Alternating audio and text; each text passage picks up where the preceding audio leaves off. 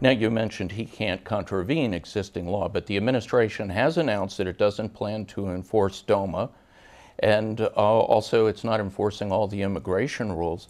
How can a president simply sort of arbitrarily suspend or choose what laws he does or does not want to enforce? And how are Well, he can't. He can't.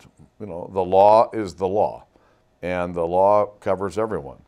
And what this boils down to is selective enforcement, which you know, I don't really think they have the right to do.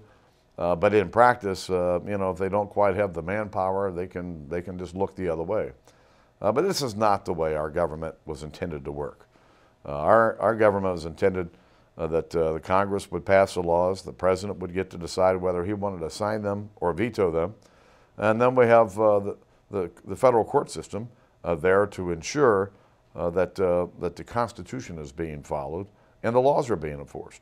In the case of DOMA, I believe the Congress passed the law, the President Clinton signed it into law, and just because President Obama and the Justice Department don't believe it's constitutional, they're not going to challenge and support this law in the federal court system.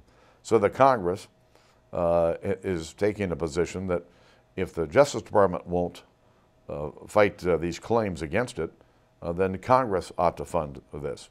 And we have, in fact, taken money from the Justice Department so that so we can file these briefs on our own to defend the work of the Congress and the President.